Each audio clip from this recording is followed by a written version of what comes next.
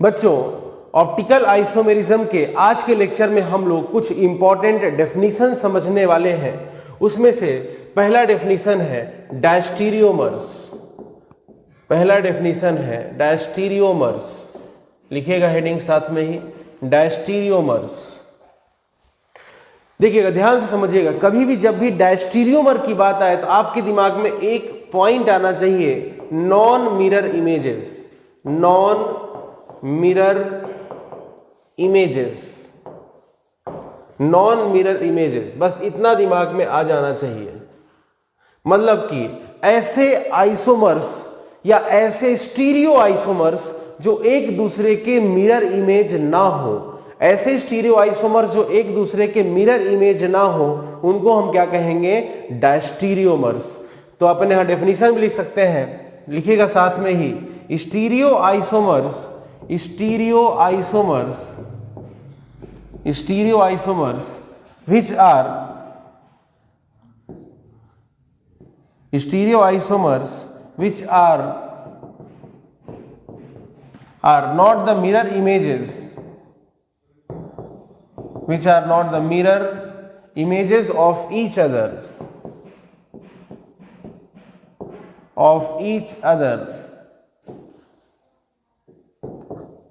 are called, साथ में definition लिखते जाना है, are called diastereomers, are called diastereomers. देखिए ध्यान से सुनिएगा, मैंने यहां पर क्या बोला कि डायस्टीरियोमर्स क्या है? ऐसे स्टीरियो आइसोमर्स हैं, ऐसे स्टीरियो आइसोमर्स हैं which are not the mirror images of each other. तो स्टीरियो आइसोमर्स है, तो स्टीरियो आइसोमर्स में ये ज्योमेट्रिकल आइसोमर हो सकते हैं, ये ऑप्टिकल आइसोमर हो सकते हैं, इवन ये कन्फर्मेशनल आइसोमर्स भी हो सकते हैं, ये कन्फर्मेशनल आइसोमर्स भी हो सकते हैं। क्लियर हुआ बात? इतना ध्यान रखिएगा, मैंने यहाँ स्टीरियो आइसोमर्स टर्म यूज किया। स्टीरियो आइसोमर्स, सारे स्टीरियो आइसोमर की बात चल रही है, मतलब ये ज्योमेट्रिकल आइसोमर्स हो सकते हैं, ऑप्टिकल आइसोमर्स हो सकते हैं, कन्फर्मेशनल आइसोमर्स हो सकते हैं। चलिए आगे बात करते हैं, यहाँ पर एग्जाम्पल लेते हैं। जैसे हमने यहाँ पर एग्जाम्पल लेते हैं, हमने यहाँ पर मान लीजिए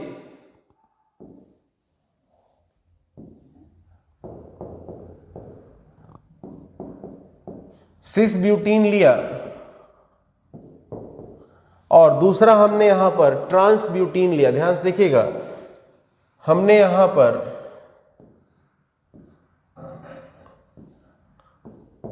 ये CH3HH सिस ब्यूटीन लिया या सिस ब्यूटूइन लिया, ज्यादा प्रिसाइजली कहें तो, या फिर हमने ट्रांस ब्यूटूइन लिया।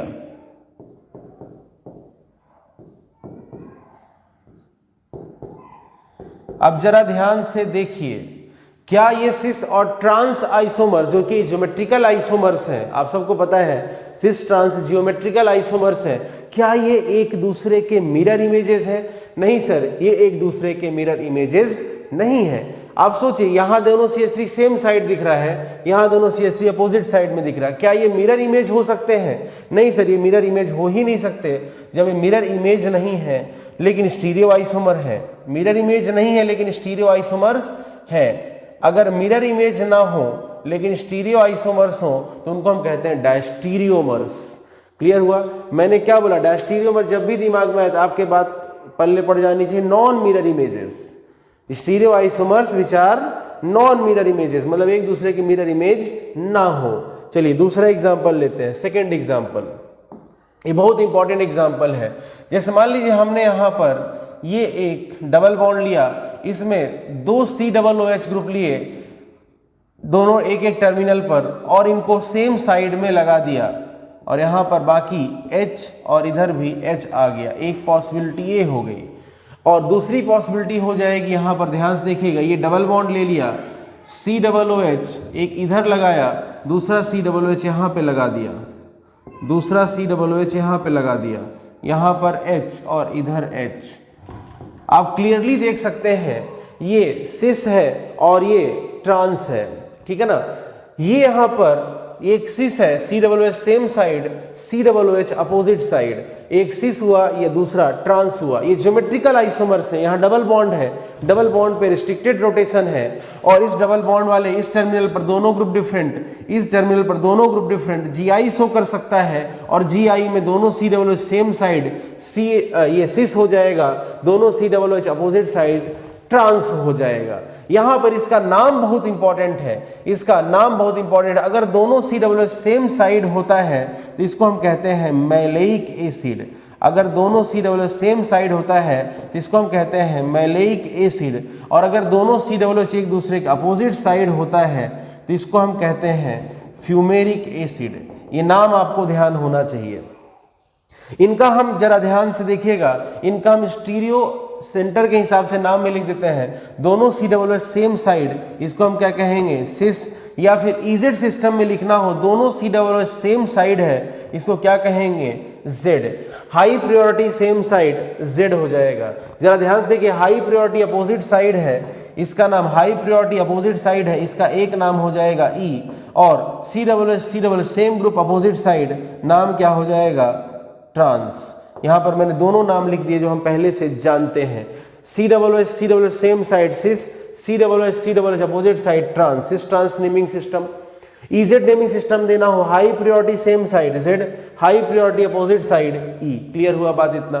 ये यहां पर हमने इसका नाम दे दिया। ये दोनों मिरर इमेजेस हैं या नहीं है? नहीं sir, they are stereoisomers but they are not the mirror images of each other. Sir ये स्टीरियो आइसोमर्स तो हैं लेकिन ये एक दूसरे के मिरर इमेजेस नहीं है, इसलिए इनको क्या कहा जाएगा डायस्टीरियोमर्स कहा जाएगा। इनको क्या कहा जाएगा डायस्टीरियोमर्स कहा जाएगा। कई बार एग्जामिनर पूछ सकता है आपसे कि maleic acid and fumaric acids are, एक ऑप्शन दे सकता है दे आर ज्योमेट्रिकल आइसोमर्स, बिल्कुल correct, they are geometrical isomers. एक ऑप्शन दे सकता है दे आर डायस्टीरियोमर्स, बिल्कुल दे आर डायस्टीरियोमर्स। एक ऑप्शन दे सकता है they are geometrical isomers as well as diastereomers. तो बिल्कुल करेक्ट आंसर जाएगा कि they are geometrical isomers, cis trans isomers और EZ isomers are geometrical isomers and they are diastereomers as well. Clear हुआ बात इतना? तो मैंने यहां पर आपसे पहले ही बोला डायस्टीरियोमर का मतलब ये मत समझना कि सिर्फ ऑप्टिकल आइसोमर की बात हो रही है। Diastereomers are stereoisomers, diastereomers are stereoisomers which are not the mirror images of each other। ये स्टीरियो आइसोमर्स हैं जो एक दूसरे के मिरर इमेज नहीं होंगे। वो स्टीरियो आइसोमर ज्योमेट्रिकल हो सकते हैं, वो आइसोमर्स ऑप्टिकल हो सकते हैं, कोई फर्क नहीं पड़ता। क्लियर हुआ बात इतना? इनफैक्ट कन्फर्मेशनल भी हो सकते हैं, बट जनरली हम कन्फर्मेशनल की बात इतना नहीं करते हैं क्योंकि कन्फर्मेशनल आइसोमर्स जो होते हैं they are generally pseudo isomers और they are generally pseudo stereoisomers. वो हम पहले से जानते हैं, वो हम कहानी पढ़ चुके हैं। चलिए कुछ और एग्जाम्पल लेते हैं। थर्ड एग्जाम्पल लेते हैं ऑप्टिकल आइसोमर का। जैसे मान लीजिए मैंने यहां पर लिया CHO, यहां पर मैंने लिया CH2OH। मैंने यहां पर इसको मैं बताऊंगा आगे इसको क्या कहते हैं, फिलहाल हम सिर्फ स्ट्रक्चर पे ध्यान देते हैं। OH OH HH ऐसे लगा दिया जैसा दिखाई दे रहा है। दूसरा इसमें क्या किया हमने CHO, यहां पर हमने ले लिया CH2OH, यहां H और राइट हैंड साइड में OH, जबकि यहां पर OH को लेफ्ट हैंड साइड में और H को राइट हैंड साइड में रख दिया। अब जरा दोनों स्ट्रक्चर्स को देखिए। आप इस कार्बन को देखेंगे कायरल सेंटर है, इस कार्बन को देखेंगे कायरल सेंटर है, इस कार्बन को देखेंगे कायरल सेंटर है, इस कार्बन को देखेंगे कायरल सेंटर है।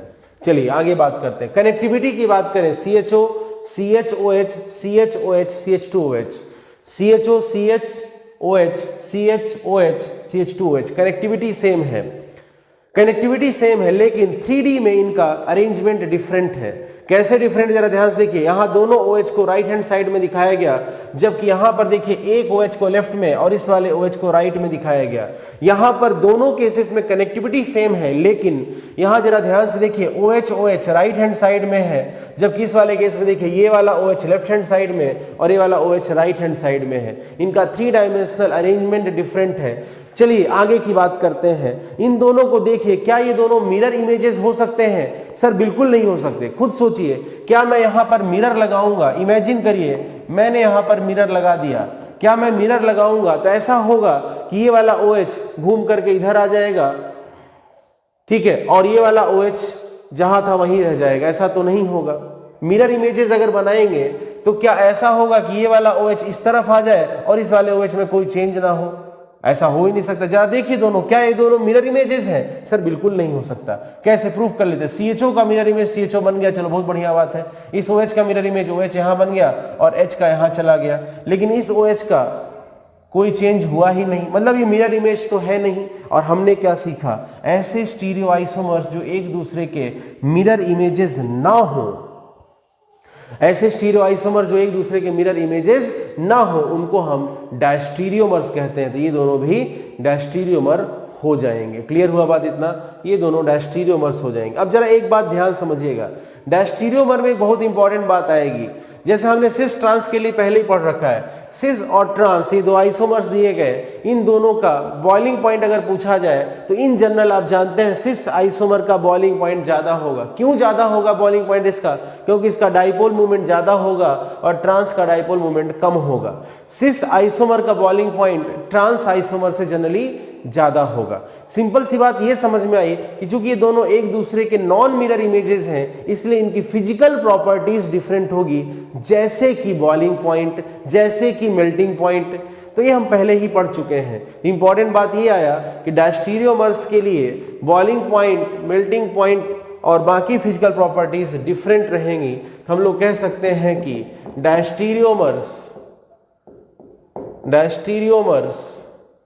have different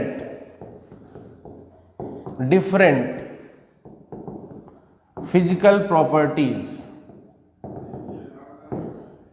अब फिजिकल प्रॉपर्टीज डिफरेंट है तो इससे क्या होगा? अगर बॉइलिंग पॉइंट डिफरेंट हो तो हम लोग अगर कहीं पर दो कंपाउंड का बॉइलिंग पॉइंट डिफरेंट हो और उस बॉइलिंग पॉइंट में एक सफिशिएंट डिफरेंस हो तो हम लोग उनको डिस्टिलेशन के थ्रू सेपरेट कर सकते हैं। बहुत कम डिफरेंस हो तो फ्रैक्शनल डिस्टिलेशन करना पड़ता है।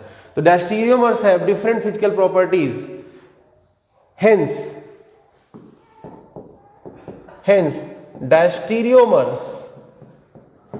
Diastereomers can be separated. मान लीजिए किसी मिक्सचर में एक साथ दो डायस्टीरियोमर पड़े हुए हैं तो हम लोग उनको सेपरेट भी कर सकते हैं। Hence diastereomers can be separated by fractional distillation, सीधी सी बात है कि अगर इनका बॉइलिंग पॉइंट में डिफरेंस होगा तो उसको हम फ्रैक्शनल डिस्टिलेशन के थ्रू सेपरेट कर सकते हैं। चलिए अब अपन जल्दी जल्दी पॉइंट्स नोट कर लेते हैं। अपन ने डेफिनेशन तो लिख लिया, एग्जाम्पल नोट करिए। फर्स्ट एग्जाम्पल नोट करिएगा। First example cis trans isomer का फर्स्ट एग्जाम्पल नोट करिए।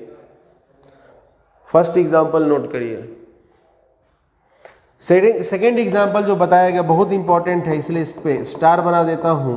कई बार नाम से क्वेश्चन पूछा जाता है, ठीक है? तो सेकेंड अब नोट करिए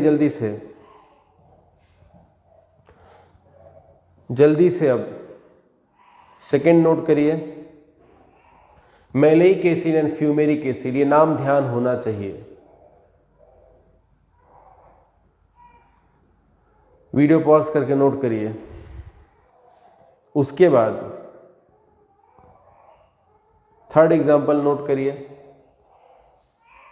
उसके बाद थर्ड एग्जाम्पल नोट करिए।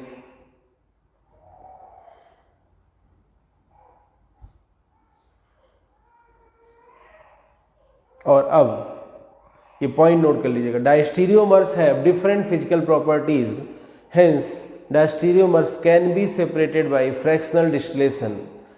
Diastereomers have different physical properties, hence diastereomers can be separated by fractional distillation। ठीक है, अब हम लोग दूसरा देखते हैं और वो है इनेंसियोमर्स। लिखिएगा, साथ में हेडिंग लिखिएगा इनेंसियोमर्स। जब भी इनेंसियोमर की बात आए तो आपके दिमाग में आना चाहिए नॉन सुपर इम्पोजेबल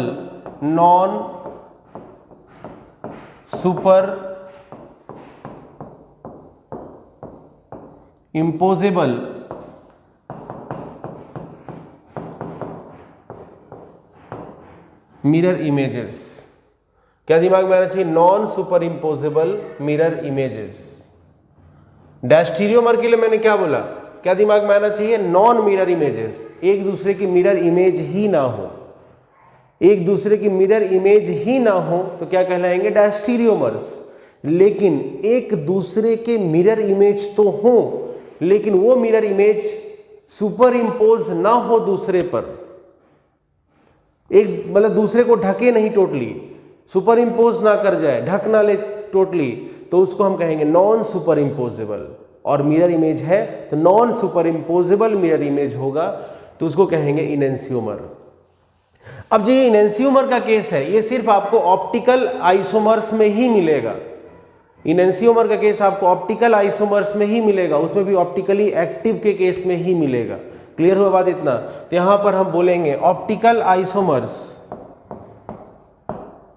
या फिर ऐसा भी कह सकते हैं optically active isomers. Optically active isomers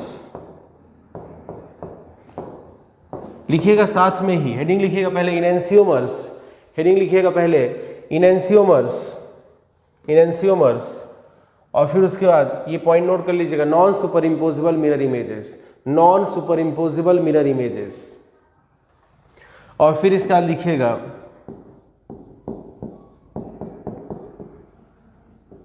optically active, optically active isomers. Enantiomer आपको ऑप्टिकली एक्टिव आइसोमर में ही मिलेगा, optically active isomers which are non superimposable, which are non superimposable, superimposable mirror images of each other, non superimposable mirror images of each other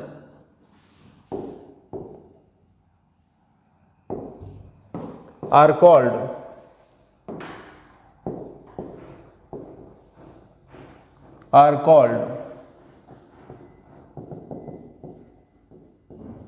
enantiomers.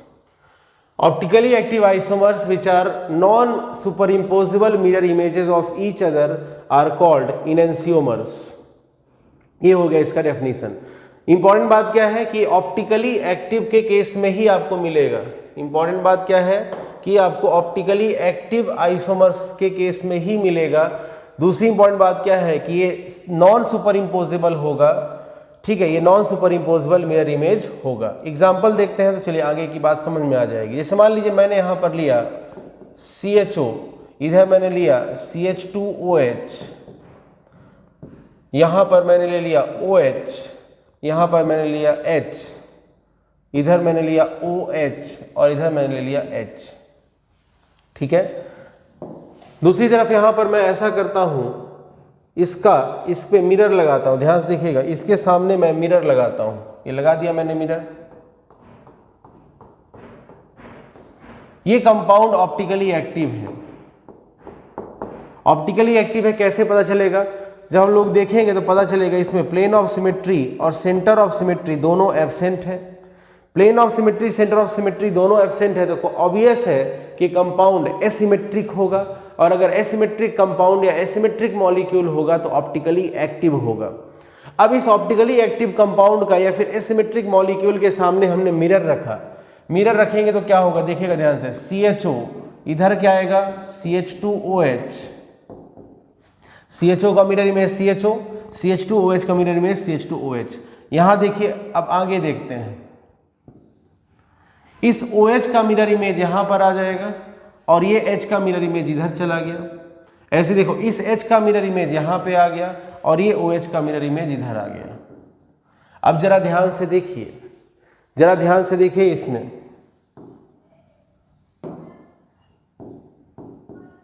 ये जरा ध्यान से देखिएगा, ये एक दूसरे के मिरर इमेजेस हैं। CHO का मिरर इमेज CHO, OH का OH यहाँ पर, H का इधर यहाँ पर, ये देखिए OH का मिरर इमेज OH और H का H यहाँ पर।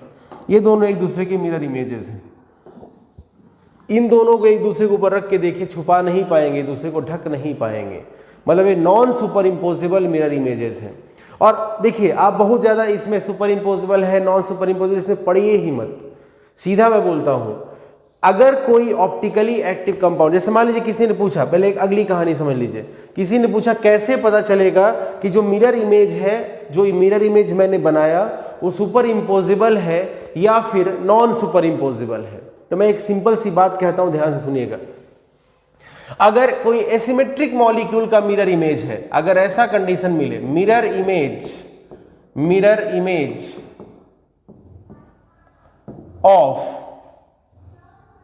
एसिमेट्रिक मॉलिक्यूल,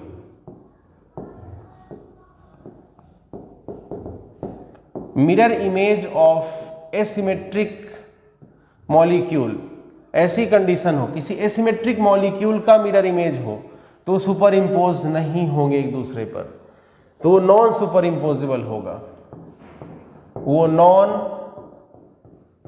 सुपर इम्पोजिबल होगा।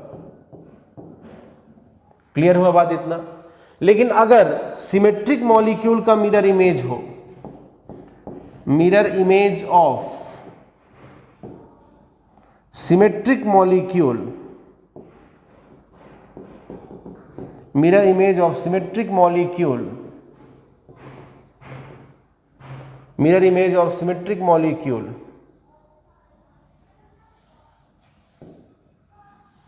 तो वहां पर जो मिरर इमेज मिलेगा वो सुपर इम्पोजेबल होगा, वो सुपर इम्पोजेबल होगा। क्लियर हुआ बात इतना? सिर्फ इतनी छोटी सी बात ध्यान में रखना है। अगर कोई ऐसा मॉलिक्यूल हो जो एसिमेट्रिक हो, सर एसिमेट्रिक कैसे पता चलेगा? वो हम पहले से जानते हैं। एसिमेट्रिक मॉलिक्यूल हम कैसे जानेंगे? मॉलिक्यूल के पास एसिमेट्रिक मॉलिक्यूल कौन होगा? जिसके पास POS एब्सेंट, COS एब्सेंट। ऐसा मॉलिक्यूल जिसके पास प्लेन ऑफ सिमेट्री और सेंटर ऑफ सिमेट्री दोनों ना हो, वो एसिमेट्रिक होगा। और एसिमेट्रिक मॉलिक्यूल का मिरर इमेज कभी भी सुपर इम्पोज नहीं हो पाएगा, मतलब वो नॉन सुपर इम्पोजेबल होगा। वहीं अगर सिमेट्रिक मॉलिक्यूल है, सर सिमेट्रिक कैसे पहचानोगे? सिमेट्रिक पहचानने के लिए मैंने क्या तरीका सिखाया? POS COS दो में से कोई एक हो। कोई मॉलिक्यूल सिमेट्रिक कैसे होगा? कोई मॉलिक्यूल सिमेट्रिक होगा, ये कैसे पता चलेगा? वो भी हम पहले से जानते हैं। सिमेट्रिक मॉलिक्यूल के लिए मैंने आपको क्या सिखाया? सिमेट्रिक मॉलिक्यूल के लिए क्या बताया? POS COS दोनों प्रेजेंट हो, या फिर हो सकता है कि POS प्रेजेंट हो, COS एब्सेंट हो, या हो सकता है कि POS एब्सेंट हो और COS प्रेजेंट हो। काम की बात क्या है कि POS COS में से एटलीस्ट अगर एक भी प्रेजेंट हो गया तो मॉलिक्यूल सिमेट्रिक हो जाएगा। ये सिमेट्रिक और एसिमेट्रिक मॉलिक्यूल को पहचानने का तरीका है। चलिए ठीक है, अब हम जब इस मॉलिक्यूल को देखेंगे तो इस मॉलिक्यूल में POS COS दोनों एब्सेंट है, मतलब ये एसिमेट्रिक है। एसिमेट्रिक है तो इससे बनने वाला mirror image definitely non super imposable होगा।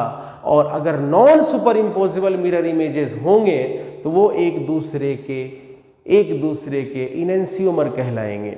चलिए और एग्जांपल लेते हैं, जैसे मान लीजिए हमने यहां पर ऐसा एग्जांपल लिया, ध्यान से देखिएगा, CH2OH HOH, ये कायरल सेंटर है। मैंने आपको एक बात सिखाया था, अगर किसी भी कंपाउंड के अंदर सिर्फ एक कायरल सेंटर हो, हाँ उसमें एक केस पहले ही बता देता हूं, मैंने आपसे बोला था कि अगर किसी भी कंपाउंड में सिर्फ एक कायरल सेंटर हो तो सीधा सीधा बोल दीजिएगा वो कंपाउंड एसिमेट्रिक होगा, वो कंपाउंड एसिमेट्रिक होगा। एक कायरल सेंटर हो तो दिमाग ही मत लगाओ, POS COS छोड़ो, साइड में रखो। एक कायरल सेंटर है, जैसे एक कायरल कार्बन है, तो वो कंपाउंड एसिमेट्रिक ही होगा। ठीक है सर, मान लीजिए दो कायरल सेंटर हो तो क्या करें? तब आपको POS COS चेक करना पड़ेगा। हाँ, एक कायरल सेंटर में भी एक इंपॉर्टेंट बात है, जैसे मैंने आपको एग्जांपल बताया था, नाइट्रोजन से 3 डिफरेंट ग्रुप लग गए, R1 R2 R3, और यहाँ लोन पेयर हो गया, या फिर इसके जैसा कोई और केस, तो यहाँ पर ये लोन पेयर इन तीनों R1 R2 R3 के साथ इन्वर्जन करेगा, ये आप पहले से जानते हैं, जिसकी वजह से यहाँ पर ऑप्टिकल एक्टिविटी नहीं रहेगी। ठीक है, वो हम पहले से जानते हैं। क्लियर हो गया बात इतना? तो ये ध्यान रखना है। तो काम की बात करते हैं, सिर्फ एक ही कायरल सेंटर है, मतलब डेफिनेटली ये कंपाउंड एसिमेट्रिक है, इसमें चेक करने की जरूरत नहीं है। यहाँ पर POS COS दोनों एब्सेंट रहेंगे, ये कंपाउंड एसिमेट्रिक होगा। ये कंपाउंड कैसा होगा? एसिमेट्रिक होगा। एसिमेट्रिक होगा तो ऑब्वियस है कि ऑप्टिकली एक्टिव भी होगा। अगर हम इसका मिरर इमेज बनाएंगे तो कैसा बनेगा? देखिएगा ध्यान से, CHO CH2OH OH और यहां पर H, इसका ये मिरर इमेज बन गया। ये मिरर इमेज इस पर सुपर इम्पोज नहीं होगा, तो non superimposable mirror image है। Non superimposable mirror image है तो ये क्या कहलाएंगे? इनेंसियोमर्स कहलाएंगे। ये दोनों एक दूसरे के मिरर इमेजेस हैं, ये कंफर्म हो गया। CHO का मिरर इमेज CHO, OH का मिरर इमेज OH, H का मिरर इमेज H, CH2OH का mirror image CH2OH। Both are the mirror images of each other but they are non super imposable.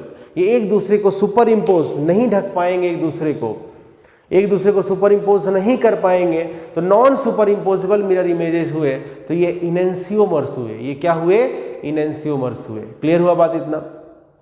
और मैंने आपको एक बात क्लियर कर दिया, बहुत कंफ्यूजन नहीं दिमाग में रखिए, सीधा से एक बात ध्यान रखिएगा, अगर एसिमेट्रिकल मॉलिक्यूल है तो उसका mirror image non super imposable होगा। एसिमेट्रिकल मॉलिक्यूल का mirror image of asymmetrical molecule non super imposable. अगर सिमेट्रिकल मॉलिक्यूल है, मतलब कि POS COS दोनों में से कोई एक एटलीस्ट प्रेजेंट हो गया तो मॉलिक्यूल सिमेट्रिकल हो जाएगा और उससे बनने वाला मिरर इमेज सुपर इम्पोजेबल होगा। इनफैक्ट वो आइडेंटिकल भी होगा। सुपर इम्पोज हो गया तो आइडेंटिकल हो जाएगा, ठीक है ना? क्लियर हुआ? सुपर इम्पोज हो जाएगा, अगर सुपर इम्पोज हो गया तो मिरर इमेज क्या होगा? आइडेंटिकल, सेम स्ट्रक्चर होगा, आइडेंटिकल। आया समझ में? इसके बाद एक और बात आता है, इनकी फिजिकल प्रॉपर्टीज। जरा ध्यान से देखिए, यहां पर ये OH इस CHO से जितना डिस्टेंस पे होगा उतना ही OH इस CHO से होगा। OH H की डिस्टेंस उतनी ही रहेगी जितनी उधर, मतलब सब कुछ पैरामीटर डिस्टेंस वाइज देखा जाए तो सेम है। मतलब यहाँ पर इन दोनों के बीच में लगने वाला इंटरेक्शन सेम होगा। इंटरेक्शन सेम होगा तो इनकी फिजिकल प्रॉपर्टीज सेम होगी। चलो थोड़ा डायस्टीरियोमर को समझते हैं तो अच्छे से समझ में आएगा। जैसे मान लीजिए हमने ये डायस्टीरियोमर लिया, हमने यहाँ पर कोई एक डायस्टीरियोमर लिया, फॉर एग्जाम्पल ये ले लिया। अब यहाँ पर क्या होगा? ये CH3 ये CH3 ये CH3 एक दूसरे से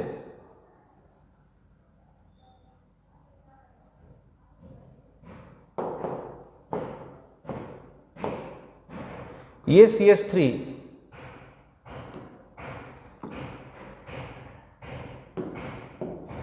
ये CH3 एक दूसरे से नजदीक है, ये CH3 एक दूसरे से दूर है, इनकी स्टेबिलिटी डिफरेंट होगी। यहां पर इसका डाइपोल मूवमेंट ज्यादा होगा, इसका डाइपोल मूवमेंट कम होगा। डाइपोल मूवमेंट ज्यादा होने के कारण इसका बॉइलिंग पॉइंट ज्यादा होगा और इसका डाइपोल मूवमेंट 0 है, बॉइलिंग पॉइंट इसका कम हो जाएगा। देख सकते हैं फिजिकल प्रॉपर्टीज डिफरेंट है, बॉइलिंग पॉइंट डिफरेंट है। यहां पर क्लियर हो गया बात इतना? मेल्टिंग पॉइंट भी डिफरेंट होगा, ट्रांस का मेल्टिंग पॉइंट ज्यादा होगा सिस से। सॉल्बिलिटी की बात करें, पानी के अंदर डाइपोल मूवमेंट अगर यहाँ इसका ज्यादा है तो पानी के अंदर सिस ज्यादा सॉल्युबल होगा, ट्रांस कम सॉल्युबल होगा। ये सब कहानी हम पहले से जानते हैं। या फिर मान लीजिए हमने कोई और केस लिया डायस्टीरियोमर का, तो वहां पर भी आपको डिफरेंट इंटरेक्शन मिलेगा। डिफरेंट इंटरेक्शन मिलने की वजह से डायस्टीरियोमर्स के physical properties like boiling point, like melting point, like solubility in water, viscosity, ये सब पैरामीटर्स डिफरेंट रहेंगे डायस्टीरियोमर्स के, बिकॉज यहां पर ये अलग अलग इंटरेक्शन रखेंगे। और हमने क्या डिस्कस किया थोड़ी देर पहले ही कि डायस्टीरियोमर्स के बॉइलिंग पॉइंट, मेल्टिंग पॉइंट जैसे सभी फिजिकल प्रॉपर्टीज डिफरेंट है, उसमें से एक important property boiling point. Diastereomers के बॉइलिंग पॉइंट डिफरेंट है, बॉइलिंग पॉइंट डिफरेंट है, इसीलिए तो डायस्टीरियोमर्स को हमने डायरेक्टली फ्रैक्शनल डिस्टिलेशन की मदद से सेपरेट करने का कंसेप्ट सीखा। आते हैं इनेंसियोमर पे। यहां पर इन दोनों में इंटरेक्शन क्या रहेगा? सेम रहेगा। अगर सेम रहेगा, फिजिकल प्रॉपर्टीज सेम रहेगी, तो क्या आप इनको डायरेक्टली फ्रैक्शनल डिस्टिलेशन से सेपरेट कर पाएंगे? तो आंसर आएगा नहीं सर, नहीं कर पाएंगे। ध्यान से सुनिएगा, मैं ये नहीं बोल रहा हूं कि इनेंसियोमर्स को हम सेपरेट नहीं कर सकते। मैं ये बोल रहा हूं कि इन एंसियोमर्स को आप डायरेक्टली चाहो कि फ्रैक्शनल डिस्टिलेशन से सेपरेट कर दें तो नहीं कर पाओगे। जैसे मान लीजिए हमने यहाँ पर एक यहाँ पर इन एंसियोमर्स को हम चाहें कि डायरेक्टली हम फ्रैक्शनल डिस्टिलेशन से सेपरेट कर दें तो नहीं कर पाएंगे। जैसे मैं 2 इन एंसियोमर लेता हूँ, अभी जो एग्जाम्पल है बिल्कुल वही लेता हूँ, OH H CHO CH2OH, इसका mirror image CHO OH H CH2OH। मान लीजिए इसका बॉइलिंग पॉइंट, एग्जाम्पल के लिए बोल रहा हूँ, ठीक है ना, कोई डेटा नहीं बता रहा हूँ मैं। मान लीजिए इसका बॉइलिंग पॉइंट 72.1 डिग्री सेल्सियस है, तो फिर इसका बॉइलिंग पॉइंट भी 72.1 डिग्री सेल्सियस होगा। जब दोनों के बॉइलिंग पॉइंट सेम होंगे, ये इन एंसियोमर्स हैं, अगर इनके बॉइलिंग पॉइंट्स सेम है तो क्या आप इनको फ्रैक्शनल डिस्टिलेशन से डायरेक्टली सेपरेट कर पाओगे? आंसर है नहीं कर पाएंगे। तो इंपॉर्टेंट बात क्या है, ध्यान से सुनिएगा, डायस्टीरियोमर्स में बॉइलिंग पॉइंट डिफरेंट है, इसलिए डायस्टीरियोमर्स को हम फ्रैक्शनल डिस्टिलेशन से डायरेक्टली सेपरेट कर लिए। लेकिन इन एंसियोमर्स में बॉइलिंग पॉइंट सेम रहेगा, सेम मतलब exactly same, physical properties exactly same, तो इनको हम फ्रैक्शनल डिस्टिलेशन की मदद से डायरेक्टली सेपरेट नहीं कर पाएंगे। इसका मतलब ये नहीं हुआ कि एंसियोमर्स को सेपरेट नहीं किया जा सकता, सेपरेट किया जा सकता है, उसके लिए स्पेशल टेक्निक्स लगते हैं, थोड़ा सा उसका डिस्कशन हम लोग आगे कर लेंगे, ठीक है। तो यहाँ पर हम क्या बोले, हम ये बोलेंगे कि एंसियोमर्स है, हम लोग यहाँ पर बोलेंगे कि एंसियोमर्स है, एंसियोमर्स, या बाद में इस पॉइंट को लिख लेंगे, पहले आप जल्दी से इसको नोट करिए, एग्जाम्पल से आप नोट करिए। तो आपने डेफिनेशन पहले लिख लिया है, अब आप इस एग्जाम्पल को नोट करिए, इस एग्जाम्पल को जल्दी से नोट करिए। उसके बाद ये कहानी नोट करिए।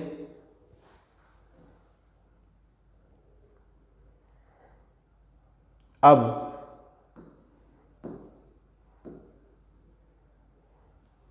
ये एग्जाम्पल भी नोट कर लीजिए।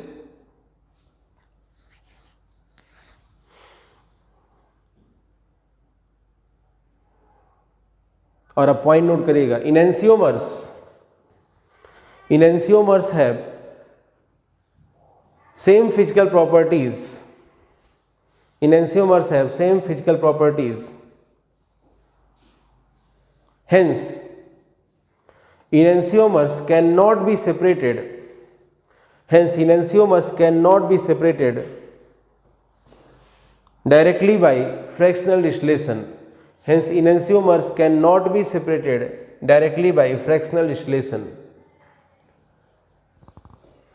देखिए कंफ्यूज नहीं होइएगा, मैंने ये कहा एंसियोमर्स को आप डायरेक्टली फ्रैक्शनल डिस्टिलेशन से सेपरेट नहीं कर सकते, ठीक है। इसका मतलब ये नहीं हुआ कि इनको हम सेपरेट ही नहीं कर सकते, सेपरेट हो सकते हैं, उसमें कुछ स्पेशल टेक्निक्स लगते हैं, ठीक है। लेकिन आगे लिख लीजिए, चलिए, but enantiomers can be separated by special methods,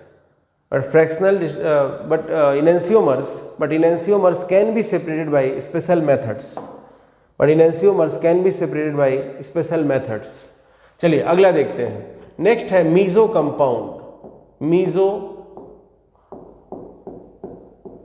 compound, सबसे इंपॉर्टेंट केस, बहुत ध्यान से समझिएगा। जैसे मीजो कंपाउंड समझाना होता है, एक एग्जांपल लेते हैं। मैंने यहां पर CHO लिया,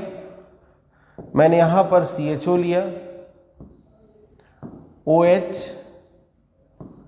H HOH, जरा ध्यान से देखिएगा, यहां पर ये कायरल सेंटर हुआ, ये कायरल सेंटर हुआ। जरा ध्यान से देखिए, अगर मैं यहां पर एक प्लेन बनाऊं और उसको एक मिरर की तरह ट्रीट करूं तो मुझे क्या दिख रहा है, इस OH का मिरर इमेज OH हो गया, H का मिरर इमेज H हो गया, CHO का मिरर इमेज CHO हो गया। यहां पर इसके पास प्लेन ऑफ सिमेट्री है, इसका प्लेन ऑफ सिमेट्री है, ठीक है। एक भी सिमेट्री एलिमेंट मिल गया हमारा काम हो जाता है। जैसे मान लीजिए आपको प्लेन ऑफ सिमेट्री दिखाई दे गया, तो फिर बिना मतलब सेंटर ऑफ सिमेट्री में टाइम वेस्ट मत करिए।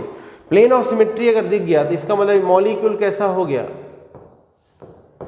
सिमेट्रिक हो गया। मॉलिक्यूल सिमेट्रिक हो गया,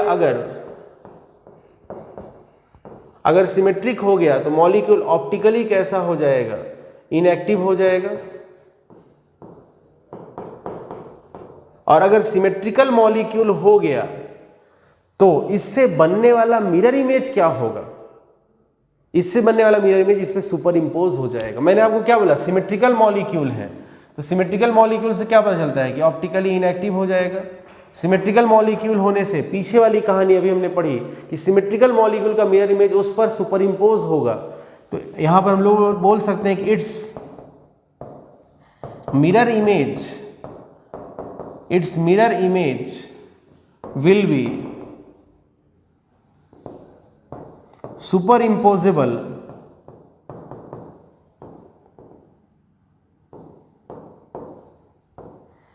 it's mirror image will be superimposable. बोल सकते कि नहीं बोल सकते? ऐसे कंपाउंड्स ध्यान सुनिएगा, ऐसे कंपाउंड जिनके पास कम से कम 2, उससे ज्यादा भी हो सकते हैं, कम से कम 2 कायरल सेंटर हो और उनके पास कोई एक सिमेट्री एलिमेंट हो, कम से कम एक सिमेट्री एलिमेंट हो, वो प्लेन ऑफ सिमेट्री हो या सेंटर ऑफ सिमेट्री, फर्क नहीं पड़ता। मतलब कि ऐसे कंपाउंड जिनके पास 2 या उससे ज्यादा कायरल सेंटर हो और कम से कम एक सिमेट्री एलिमेंट हो, जैसे कि प्लेन ऑफ सिमेट्री हो गया या फिर सेंटर ऑफ सिमेट्री हो गया, 2 में से कोई एक भी हो जाए चलेगा, दोनों रहे बहुत अच्छी बात है। उन कंपाउंड्स को हम कहते हैं मीजो कंपाउंड्स। अब आप सोचिए, सिमेट्री एलिमेंट आ गया तो मॉलिक्यूल सिमेट्रिक हो जाएगा, और सिमेट्रिक हो जाएगा तो ऑप्टिकली सिमेट्रिक हो जाएगा तो कंपाउंड ऑप्टिकली कैसा हो जाएगा? इनएक्टिव हो जाएगा, और ऑप्टिकली इनएक्टिव हो जाएगा तो उससे बनने वाला मिरर इमेज उस पर सुपर इम्पोजेबल होगा। क्लियर हुआ बात इतना? तो हम लोग यहाँ पर क्या कहेंगे? हम लोग अगर डेफिनेशन की बात करें तो हम लोग कहेंगे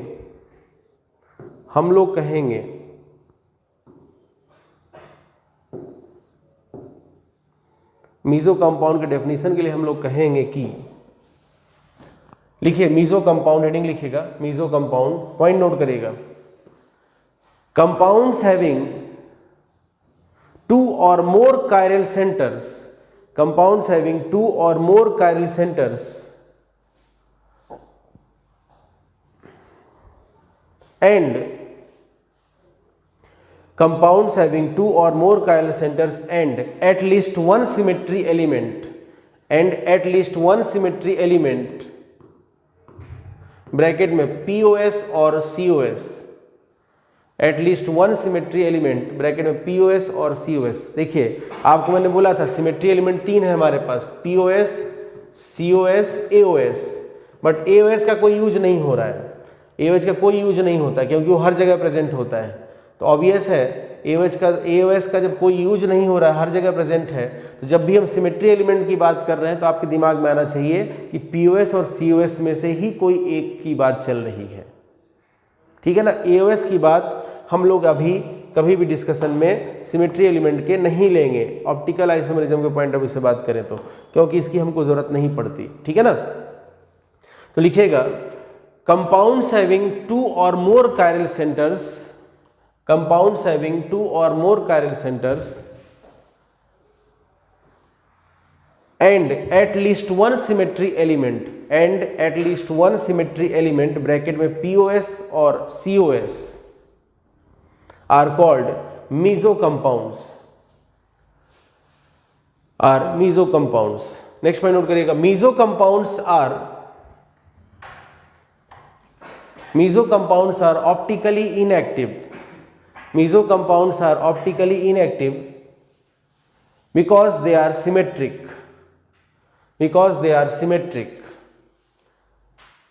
meso compounds are optically inactive because they are symmetric due to presence of symmetry element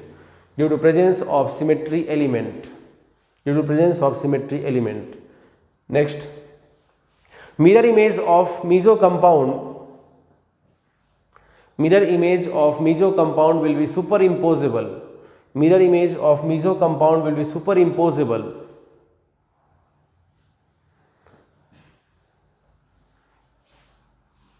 because meso compounds are symmetric next, mirror image of meso compound will be identical. Mirror image of meso compound will be identical. Mirror image of meso compound will be identical. जैसे देखिए, अगर mirror image क्या हो गया, super imposable हो गया, तो हम लोग कह सकते हैं ना कि मॉलिक्यूल कैसा हो जाएगा, आइडेंटिकल हो जाएगा। अगर मॉलिक्यूल से बनने वाला मिरर इमेज सुपर इम्पोजिबल हो गया तो हम कह सकते हैं कि mirror image will be identical. mirror image will be identical। ठीक है, ये हो गया। तो ये यहां पर हमने, देखिएगा ध्यान से, अब कहानी की बात करते हैं।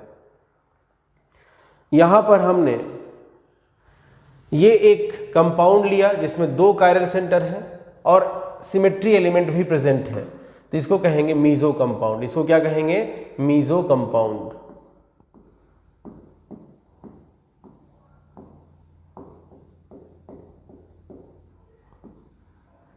और अब मीजो कंपाउंड की प्रॉपर्टीज देखिए, सब कुछ यहां पर लिखा गया है, तो जल्दी से लिखिएगा, यहां पर जल्दी से इसको लिखिए।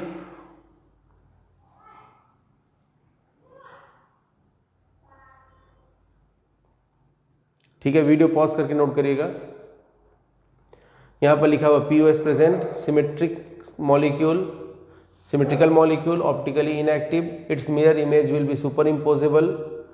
लास्ट में लिखा गया mirror image will be identical, mirror image will be identical. ठीक है, चलिए आगे बढ़ते हैं। अब ध्यान से देखिएगा, जैसे मान लीजिए हमको एक कोई मीजो कंपाउंड दे दिया गया, for example CHO, OH, HOH। आप देख सकते हैं यहां पर 2 कायरल सेंटर है, प्लेन ऑफ सिमेट्री है, तो ये मॉलिक्यूल सिमेट्रिक हो गया, मीजो कंपाउंड हो जाएगा। मीजो कंपाउंड का मतलब क्या हुआ, मैंने क्या बोला, 2 या उससे ज्यादा कायरल सेंटर हो और कम से कम एक सिमेट्री एलिमेंट प्रेजेंट हो। मान लीजिए इसके सामने इसने मिरर रखा, ठीक है ना, और बोला कि देखो ये CHO हो गया, ये CHO हो गया, OH, OH, इसका मिरर इमेज बना दिया, ये मिरर इमेज बन गया। फिर पूछा बताओ ये दोनों क्या होंगे, तो बहुत से लोग गलती कर देंगे, बोल देंगे एनेंसियोमर होंगे, गलत हो जाएगा। ये दोनों सुपर इम्पोजिबल मिरर इमेजेस हैं। ये दोनों कैसे मिरर इमेजेस हैं, ये सुपर इम्पोजिबल मिरर इमेजेस हैं।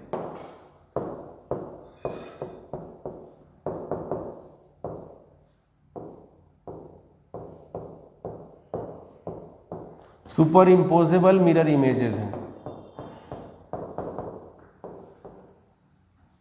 क्योंकि कंपाउंड कैसा है, मीजो कंपाउंड है, सिमेट्रिक मॉलिक्यूल है, सुपर इम्पोजिबल मिरर इमेजेस हैं। ये दोनों आइडेंटिकल हैं, ये दोनों आइडेंटिकल हैं। गलती से यहां पर इनेंसियोमर मत टिक कर देना, इनेंसियोमर्स मत टिक कर देना।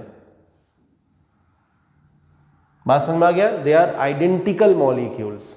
मैंने क्या बोला कि भाई जो मीजो कंपाउंड्स होंगे वो सिमेट्रिक होते हैं, सिमेट्रिक होंगे तो इनके मिरर इमेज सुपर इम्पोजिबल हो जाएंगे। कई बार हमको लगेगा नहीं होंगे, लेकिन होंगे। बात समझ में आ गया कि नहीं है, उसको मैं आगे जब और पढ़ाता जाऊंगा तो आपको कहानी बताता जाऊंगा कैसे चेक करना है सुपर इम्पोजिबल है कि नहीं है। बट मैं ये बोलता हूँ कि चेक करने के झंझट में ही मत पड़ो, चेक करने के झंझट में ही मत पड़ो। सिमेट्रिक मॉलिक्यूल का mirror image superimposable, asymmetric molecule का mirror image non superimposable, काम खत्म, दिमाग ही मत लगाओ। यहां पर जब आपने देखा यहां पर प्लेन ऑफ सिमेट्री प्रेजेंट है, आपने देखा कि यहां पर प्लेन ऑफ सिमेट्री प्रेजेंट है, तो सीधा बोल देने का ये सिमेट्रिकल है, सिमेट्रिकल है। और सिमेट्रिकल का मिरर इमेज कैसा होता है, सुपर इम्पोजिबल होता है। सिमेट्रिकल का मिरर इमेज कैसा होता है, सुपर इम्पोजिबल होता है, हम जानते हैं, तो क्यों बिना मतलब में उलझे। अब चलिए, ये ऑप्टिकली इनएक्टिव होगा, हमने डिस्कस कर लिया। तो कई बार पूछा जाता है कि मीजो कंपाउंड ऑप्टिकली इनएक्टिव क्यों है। जैसे मान लीजिए यहां पर ध्यान से देखिएगा, एक CHO ले लिया, CHO ले लिया, OH H H OH। देखिए एक कायरल सेंटर यहां पर है, एक कायरल सेंटर यहां पर है। यहां पर जरा देखिए प्लेन ऑफ सिमेट्री है। अगर इसको मैं इस प्लेन को एक मिरर की तरह ट्रीट करूंगा तो मुझे क्या दिखाई देगा? मुझे ये दिखाई देगा कि इस OH का मिरर इमेज OH, H का मिरर इमेज H, CHO का मिरर इमेज CHO। मतलब ये यहाँ पर प्लेन ऑफ सिमेट्री है, ये प्लेन ऑफ सिमेट्री है यहाँ पर। क्लियर हो गया बात इतना?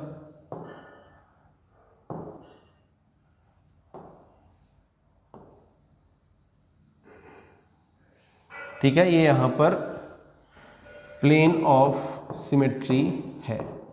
अब क्या होगा इसमें, जैसे मान लीजिए हमने एक प्लेन पोलराइज्ड लाइट इसके ऊपर इंसिडेंस किया, ये हमारे पास प्लेन पोलराइज्ड लाइट था PPL। जब इससे PPL बाहर निकलेगा तो हमको पता है कि ये कंपाउंड कैसा है, ऑप्टिकली इनएक्टिव है।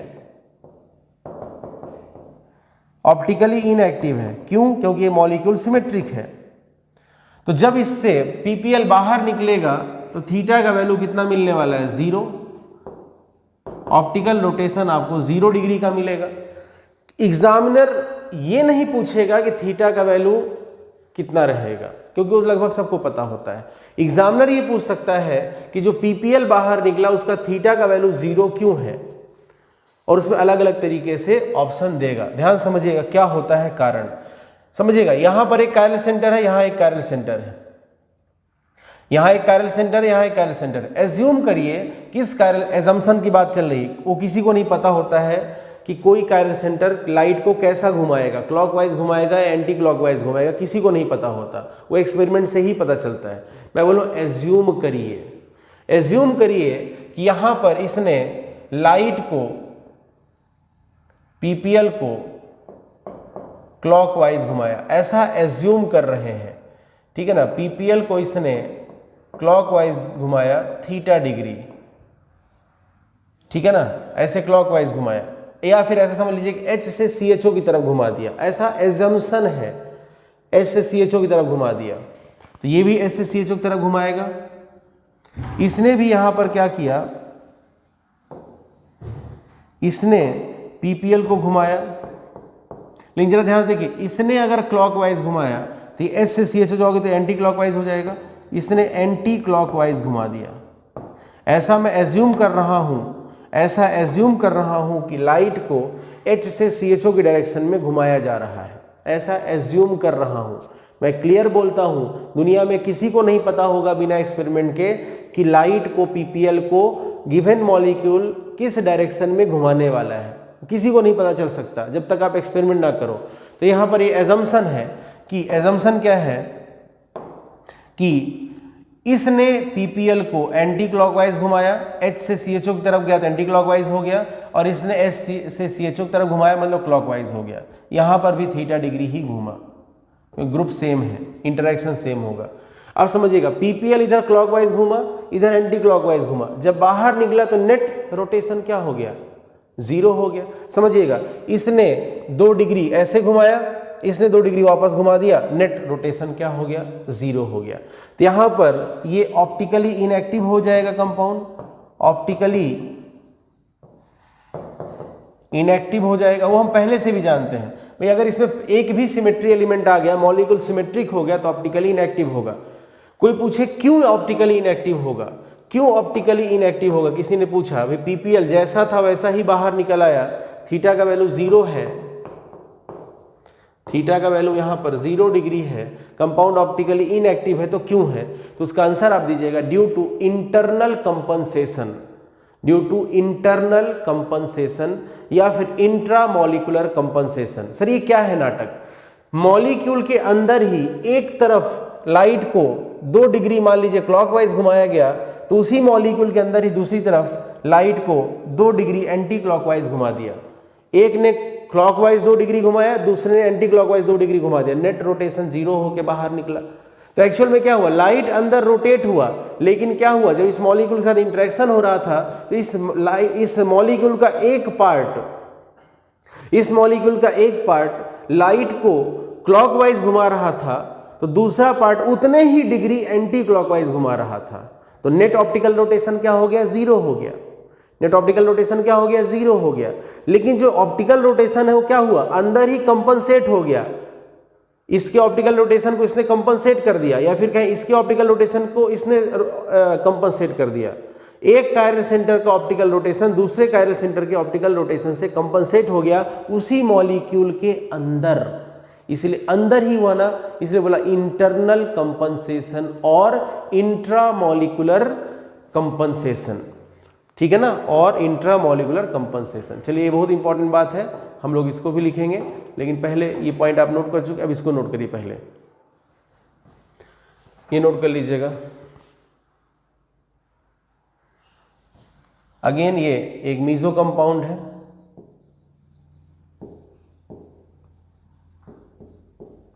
वीडियो पॉज करके इसको नोट करिए।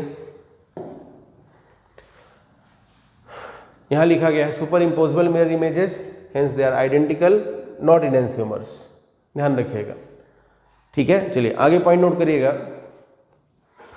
Meso compounds are optically inactive, meso compounds are optically inactive और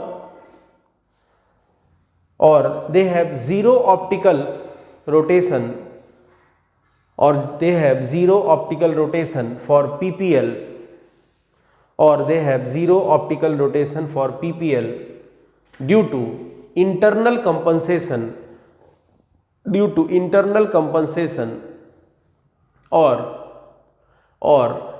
इंट्रामॉलिकुलर, INTRA, इंट्रा, इधर लिख भी देता हूं, ध्यान से देखो, इंट्रा INTRA, मॉलिक्यूल के अंदर ही हुआ, और intramolecular compensation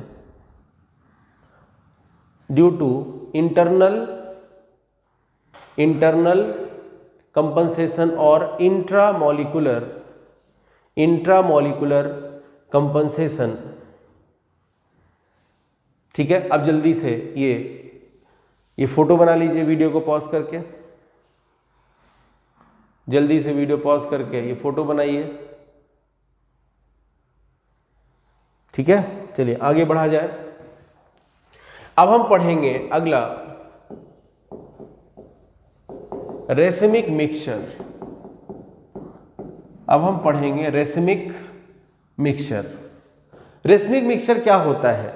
racemic mixture actual में दो इनएंसियोमर्स का इक्विमोलर मिक्सचर होता है।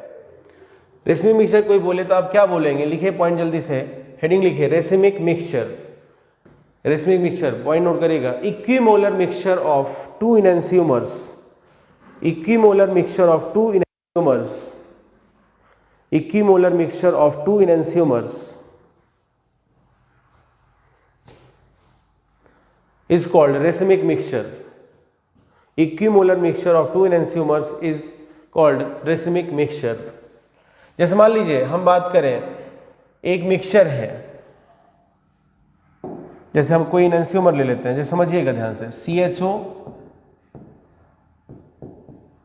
CH2OH, OH, ये हुआ। इसका मिरर इमेज बनाएंगे तो कैसा बनेगा? CHO, CH2OH, OH। अब किसी भी सॉल्यूशन में जितना कंसंट्रेशन इसका उतना कंसंट्रेशन इसका हो, ठीक है। मतलब कि मान लीजिए 50% है तो ये भी 50% हो, आधा आधा, ये दोनों 50-50%।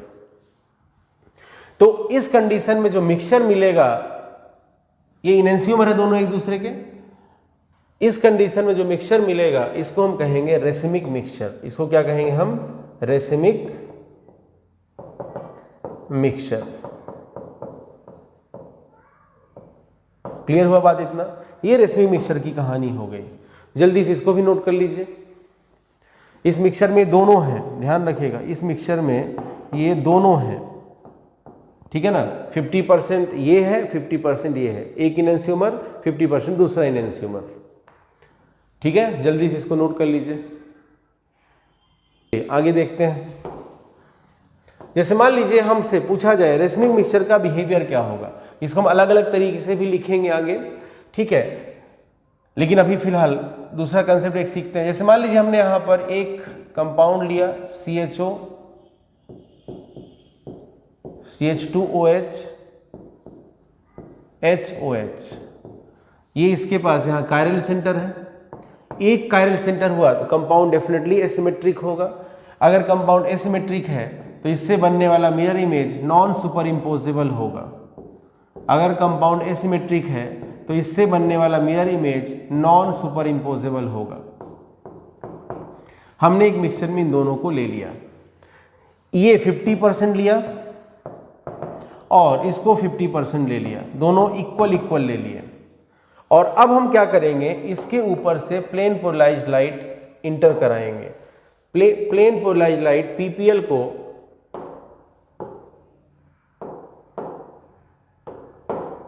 प्लेन पोलराइज्ड लाइट को इसके ऊपर इस सॉल्यूशन या इस मिक्सचर के अंदर से इंटर कराया जा रहा है। ये हमारे पास हो गया रेसिमिक मिक्सचर, ये हमारे पास हो गया रेसिमिक मिक्सचर।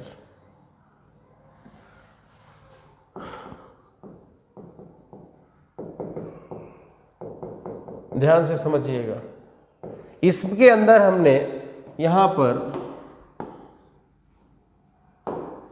इसमें PPL को इससे इंटर कराया, तो जब PPL बाहर निकलेगा तो नेट ऑप्टिकल रोटेशन आपको 0 मिलेगा। नेट ऑप्टिकल रोटेशन आपको 0 डिग्री का मिलेगा। अब यहां पर भी क्वेश्चन पूछा जाएगा कि ऐसा क्यों होगा। जरा ध्यान समझिए, ये दोनों एक दूसरे के मिरर इमेजेस हैं और non superimposable mirror images, कुल मिला के दोनों इनेंसियोमर्स हैं। इनेंसियोमर्स में क्या होगा, एक बहुत इंपॉर्टेंट बात होगा कि इनेंसियोमर्स का ऑप्टिकल रोटेशन एक दूसरे का अपोजिट होगा और मैग्नीट्यूड सेम रहेगा। मतलब अगर कंसंट्रेशन सेम हो, ठीक है, अगर कंसंट्रेशन सेम हो तो यहां पर ये 50% है, वो भी 50% है, तो कंसंट्रेशन तो सेम है दोनों का। अगर इसने मान लीजिए कि PPL को क्लॉकवाइज घुमाया होगा, PPL को इसने क्लॉकवाइज घुमाया होगा θ डिग्री, तो फिर इसने PPL को एंटी क्लॉकवाइज घुमाया होगा, PPL को इसने एंटी क्लॉकवाइज घुमाया होगा उतने ही डिग्री, मतलब θ डिग्री। तो समझिएगा, इस मॉलिक्यूल ने θ डिग्री क्लॉकवाइज घुमाया तो इस मॉलिक्यूल ने θ डिग्री PPL को एंटी क्लॉकवाइज घुमाया, तो नेट ऑप्टिकल रोटेशन तो 0 हो गया ना। लेकिन यहां पर एक इंपॉर्टेंट बात क्या है, यहां पर इसके ऑप्टिकल रोटेशन को कौन कंपनसेट कर रहा, ये खुद या दूसरा मॉलिक्यूल? सर दूसरा मॉलिक्यूल। इसके इस मॉलिक्यूल के ऑप्टिकल रोटेशन को कंपनसेट करने वाला मॉलिक्यूल दूसरा है, या कहें इसके ऑप्टिकल रोटेशन को कंपनसेट करने वाला मॉलिक्यूल ये खुद नहीं है, कोई दूसरा मॉलिक्यूल है। इसलिए इस ऑप्टिकल रोटेशन के कंपनसेशन को कहा जाएगा एक्सटर्नल कंपनसेशन। क्या कहा जाएगा? External compensation. या फिर दो अलग अलग मॉलिक्यूल्स हैं तो कहा जाएगा इंटरमॉलिक्यूलर कंपनसेशन। क्या कहा जाएगा? Intermolecular compensation. जबकि मीजो कंपाउंड के केस में हमने क्या डिस्कस किया? मीजो कंपाउंड के केस में ये मीजो कंपाउंड है, इसमें क्या डिस्कस किया कि इसने अगर मान लीजिए क्लॉकवाइज घुमाया तो इसने एंटी क्लॉकवाइज घुमा दिया।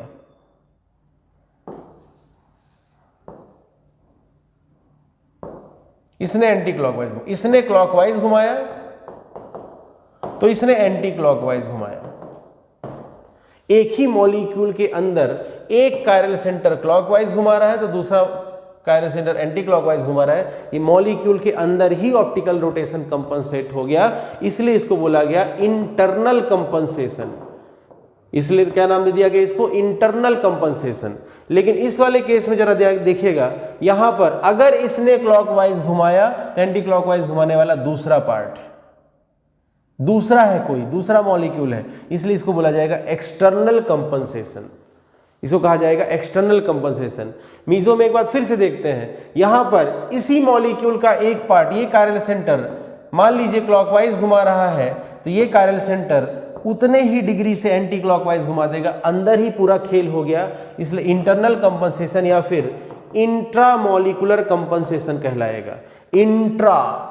जबकि इस केस में क्या होगा, मेसोरेस्मिक के केस में क्या होगा, इसने थीटा डिग्री क्लॉकवाइज घुमाया तो इसने थीटा डिग्री एंटी क्लॉकवाइज घुमाया, अलग अलग मॉलिक्यूल है, इसलिए इंटरमोलिकुलर कंपनसेशन। थोड़ी देर के लिए एज्यूम करिए कि 50-50% कंपोजिशन डिस्टर्ब हो जाए, मान लीजिए 51% हो जाए, तो ये 49 हो जाएगा।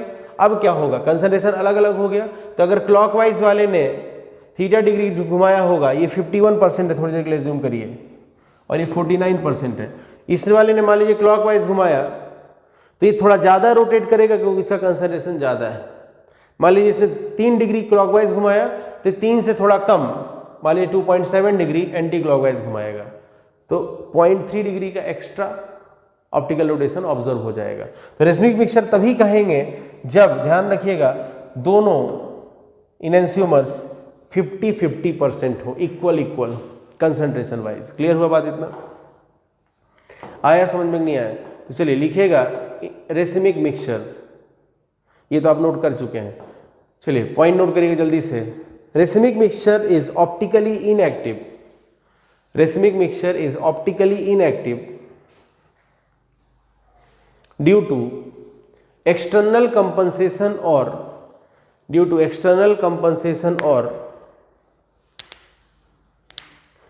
intermolecular due to external compensation or intermolecular compensation due to external compensation or intramolecular compensation। चलिए जल्दी से अब इसको नोट कर लीजिए वीडियो पॉज करके, ठीक है। चलिए एक पॉइंट यहां पर आप इनेंसियोमर में लिख लीजिएगा, जहां पर इनेंसियोमर है,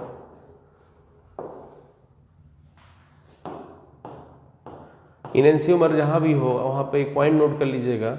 इनेंसियोमर जहां पे आपने लिखा होगा कॉपी में, वहां लिख लीजिएगा इनेंसियोमर्स है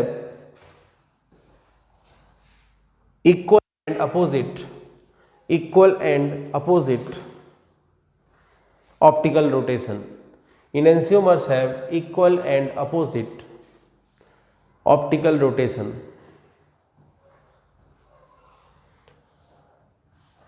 तो आपसे कोई क्वेश्चन पूछे कि इनेंसियोमर्स का ऑप्टिकल रोटेशन सेम होता है डिफरेंट होता है, तो अपोजिट हो गया ना, तो डिफरेंट हो गया।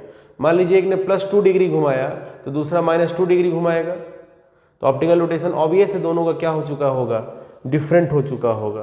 तो कभी कोई पूछता है कि इनेंसियोमर्स का ऑप्टिकल रोटेशन सेम और डिफरेंट, तो आप कहेंगे डिफरेंट। फिजिकल प्रॉपर्टीज इनेंसियोमर्स की सेम, फिजिकल प्रॉपर्टीज सेम है इनेंसियोमर्स की, लेकिन ऑप्टिकल रोटेशन डिफरेंट है, मतलब ऑप्टिकल बिहेवियर उनका अलग अलग आएगा।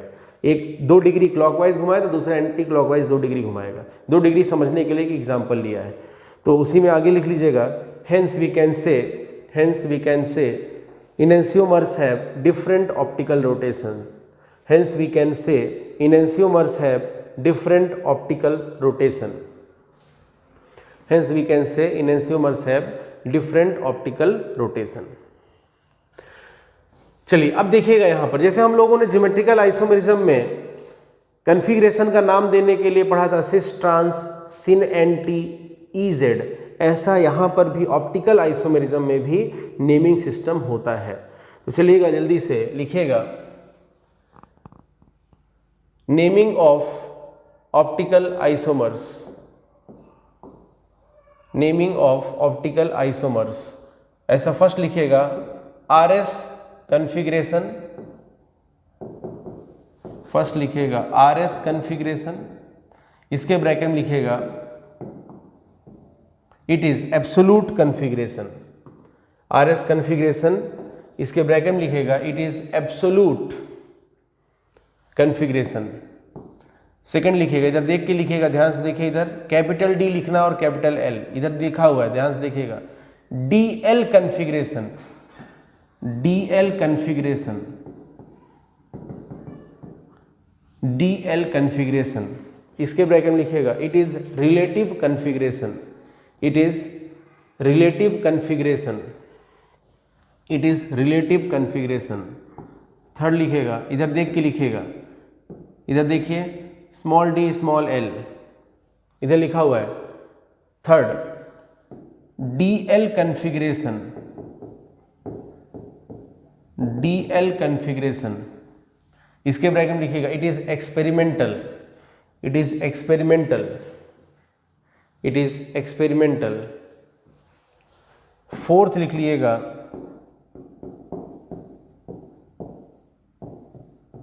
इरिथ्रियो and threo configuration,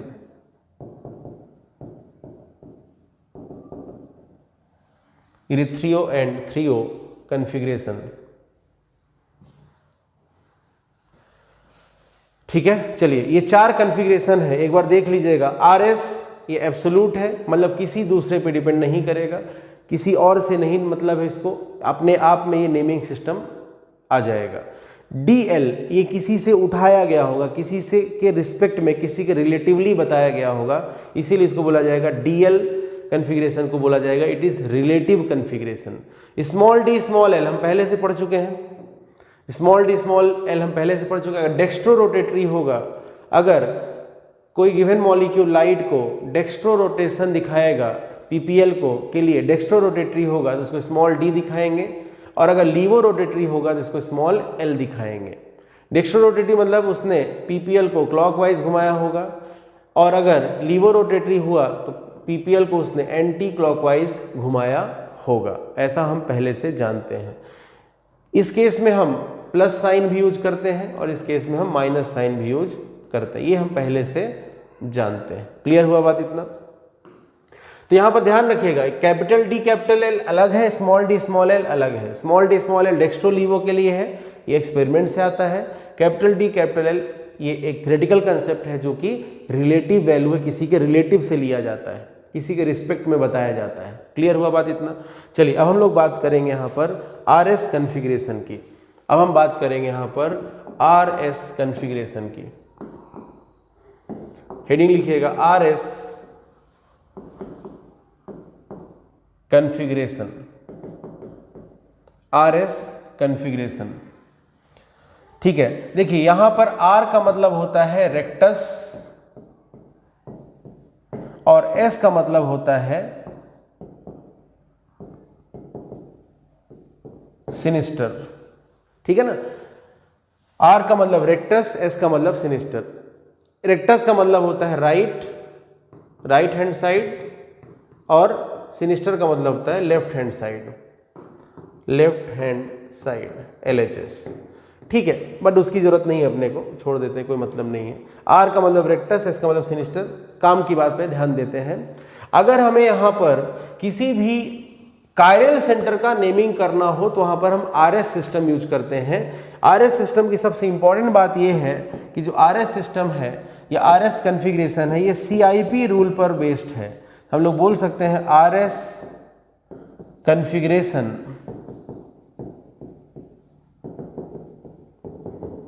is based on CIP rule. CIP rule हम पहले ही पढ़ चुके हैं, कहाँ पर? ज्योमेट्रिकल आइसोमेरिज्म के लिए जब हमने EZ कन्फिग्रेशन पढ़ा था तो हमने CIP रूल, कान इनगोल्ड प्रीलॉग रूल पढ़ा था। ठीक है, इसके बाद ये CIP रूल पर बेस्ड है, इंपॉर्टेंट बात ये हो गई। इसके बाद यहाँ पर सबसे इंपॉर्टेंट पार्ट आएगा कि अगर आप RS सिस्टम जानते हो तो किसी भी मॉलिक्यूल का या किसी भी गिवन मॉलिक्यूल का लिखने का तरीका आना चाहिए। तो यहाँ पर देखिएगा 2 तरीके से लिखा जाता है। एक होता है wedge dash projection, veg dash projection. जैसे मान लीजिए यहां पर हमने एक sp3 कार्बन को दिखाना है, ये भी हम पहले से जानते हैं। तो ये जो लाइन दिखाई दे रहा है, ऐसा सीधा सीधा ये लाइन जो दिखाई दे रहा है, इसको कहते हैं हम नॉर्मल लाइन। इसको हम क्या कहते हैं? Normal line.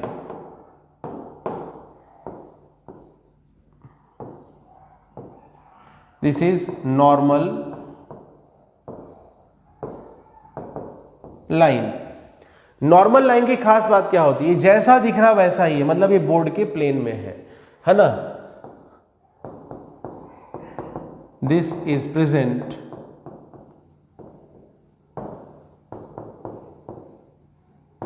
In the plane of, मैं यहां बोर्ड में लिख रहा हूं इसलिए बोर्ड लिख देता हूं, आप अपने नोटबुक के लिए कॉपी लिख सकते हैं, in the plane of board, ठीक है ना, या आपकी नोटबुक के प्लेन में है, ये दोनों जैसा दिख रहा है बिल्कुल वैसा ही है। वेज का मतलब ही मैं पहले बता चुका हूं आपको, वेज का मतलब क्या हुआ, ये ऑब्जर्वर की तरफ है, ये वेज लाइन है, ये आपकी तरफ है,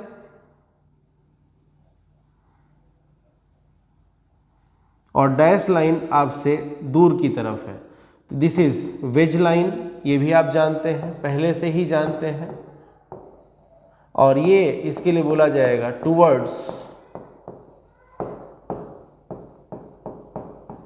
ऑब्जर्वर, और इसके लिए डैश लाइन है, डैश लाइन, और इसके लिए बोला जाएगा अवे फ्रॉम ऑब्जर्वर, ऑब्जर्वर से दूर की तरफ, ये हम पहले से जानते हैं। जैसे ये दोनों ऐसे बोर्ड के प्लेन में है, वेज आपकी तरफ, डैश आपसे दूर की तरफ। इसको जरा ध्यान से देखें तो दो वी भी है, ये एक वी है जो बोर्ड के प्लेन में है, और ये देखिए ये वाला जो वेज में दिखाई ऐसा ऊपर है, और डैश में जो गया नीचे है, ऐसा है, देखिएगा ध्यान से, ये वेज डैश होगा, ये वेज ये डैश, ध्यान से देखिएगा, पहले इसको देखिए, ये फिर इसको देखिए, ये नीचे ऐसे ऐसे ऐसे नॉर्मल लाइन हो गया, वेज डैश। अब जरा वेज डैश वाले को देखिए, एक वी है और ये एक वी है, बात समझ में, ये एक वी है बोर्ड के प्लेन में, तो वेज यहाँ ऊपर है, डैश पीछे है, ये एक वी बनाएगा बोर्ड के से परपेंडिकुलर प्लेन में। क्लियर हुआ है? तो एक्चुअल में हम कह सकते हैं कि ये जो sp3 हाइब्रिड सेंटर है, ये वाला sp3 हाइब्रिड मतलब कि टेट्राहेड्रल सेंटर, ये एक्चुअल में दो वी के कॉम्बिनेशन से बना हुआ है। इसमें एक वी बोर्ड के प्लेन में है और एक वी बोर्ड से परपेंडिकुलर प्लेन में है, ये हो गया वेज डैश प्रोजेक्शन। क्लियर हुआ बात इतना? दूसरा इसमें होता है Fischer projection. Fischer projection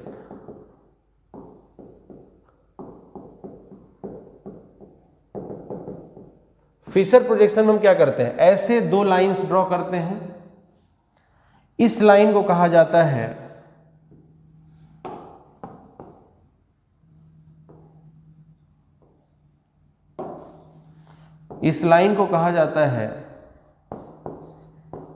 horizontal line, और इसको कहा जाता है वर्टिकल लाइन। सीधी साधी वर्टिकल है और ये हॉरिजेंटल है, तो दिख रहा है, बताने की जरूरत थोड़ी है, ये हॉरिजेंटल है और ये वर्टिकल है। क्लियर हुआ? और यहां पर ग्रुप्स लगे होंगे, ये फिशर प्रोजेक्शन है हमको यहां पर। और ये sp3, ये जो है यहां पर, ये sp3 hybrid tetrahedral centre. Clear हुआ बात इतना? तो किसी भी टेट्राहेड्रल सेंटर को लिखने के दो तरीके हैं हमारे पास, एक है वेज डैश प्रोजेक्शन और एक है फिशर प्रोजेक्शन। ये हमको आना चाहिए, और ये वेज डैश हम तो कई बार पढ़ चुके हैं, फिशर प्रोजेक्शन के बारे में हम आगे बढ़ते जाएंगे तो सीखते जाएंगे। इसका पर्पज क्या होता है? इसकी मदद से हम लोग किसी भी sp3 हाइब्रिड सेंटर को बोर्ड में ड्रॉ करते हैं। भाई sp3 मतलब टेट्राहेड्रल मतलब थ्री डायमेंशनल स्ट्रक्चर को इस 2 डायमेंशनल बोर्ड पर दिखाना है, तो उसके लिए हमको कुछ प्रोजेक्शन समझने पड़ेंगे। उन प्रोजेक्शन का नाम है wedge dash projection and Fischer projection. Clear हुआ बात इतना? ये वेज लाइन है और ये डैश लाइन है, ये सब कहानी आप पहले से, वेज डैश की तो पहले से ही जानते हैं। चलिए जल्दी से लिखिएगा यहाँ पर RS कन्फिग्रेशन, R मतलब रेक्टस, S मतलब सिनिस्टर, फिर लिखिएगा RS configuration is based on CIP rule, RS configuration is based on CIP rule, RS configuration is based on CIP rule. अब जल्दी से वेज डैश प्रोजेक्शन का फोटो बनाइए, veg dash projection का photo बनाइए। इसके बाद फिशर प्रोजेक्शन का फोटो बना लीजिए। यहाँ कुछ ग्रुप भी लगा देते हैं, जैसे मान लीजिए यहाँ पर मैंने CHO ले लिया, यहाँ पर मान लीजिए मैंने CH2OH ले लिया, यहाँ पर मान लीजिए मैंने OH ले लिया, यहाँ पर एज्यूम कर लीजिए मैंने H ले लिया। ठीक है, ये फोटो बना लीजिए जल्दी से।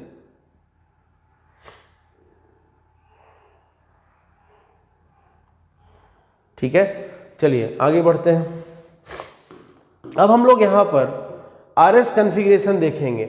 RS कॉन्फ़िगरेशन के लिए आप यहाँ 2-3 रूल याद रखिएगा। RS कॉन्फ़िगरेशन के लिए 2-3 रूल याद रखिएगा जो मैं यहाँ पर बोलूँगा। ध्यान से देखिए क्या याद रखना है आपको। एक याद रखना है लोहार, एक याद रखना है लवकर, और एक याद रखना है लड़कर। लोहार, लवकर, लड़कर। ठीक है ना। अब इसका मतलब क्या है? इसका मतलब है कि lowest priority horizontal line anti clockwise R. इसका मतलब है लोएस्ट प्रायोरिटी अगर हॉरिजॉन्टल लाइन पे हो और एंटी क्लॉकवाइज घुमाना पड़े, किसको घुमाना पड़े समझ में आ जाएगा आपको, तो आप कहेंगे कि कॉन्फ़िगरेशन है आर। आप कैसे ध्यान रखेंगे? लोएस्ट प्रायोरिटी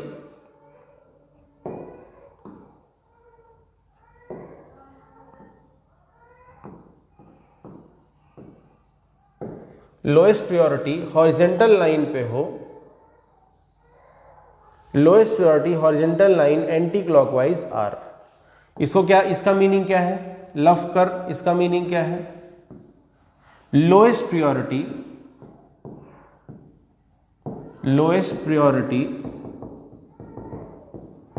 वर्टिकल लाइन पे हो, लोएस्ट प्रायोरिटी वर्टिकल लाइन पे हो, lowest priority vertical line, lowest priority vertical line. Clock सी मतलब क्लॉकवाइज, तो क्लॉकवाइज घुमाएंगे तो आपको आर मिलेगा। और तीसरा लड़कर, इसका मीनिंग क्या है? इसका मतलब है lowest priority dash line, lowest priority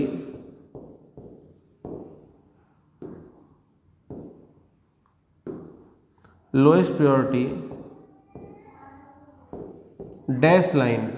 क्या लिखा है? सी यहां लिखा, मतलब क्लॉकवाइज आर। ठीक है ना। अब देखिएगा ध्यान से, एक बात बताइएगा, हॉरिजॉन्टल लाइन, वर्टिकल लाइन, ये टर्म आया,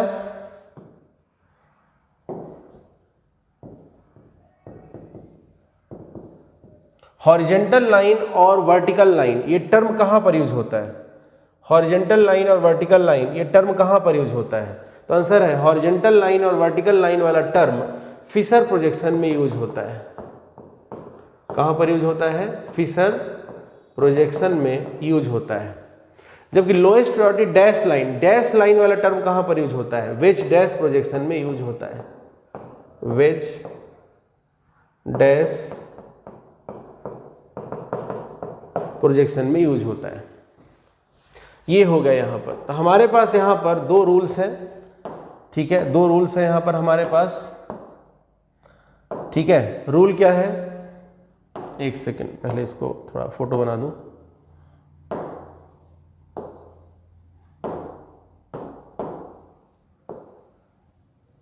और ये बहुत ही सिंपल है। जब भी आरएस कॉन्फ़िगरेशन बोलना हो तो आपके दिमाग में आना चाहिए लोहार, लवकर, लड़कर, लोहार, लवकर, लड़कर। अब इससे आपको पूरी आंसर मिल जाएगा। जब मैं अलग से लिखता हूं तो आपको दिखेगा। क्या ध्यान आना चाहिए?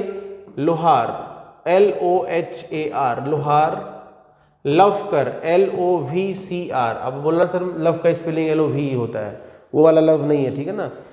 लवकर और लड़कर,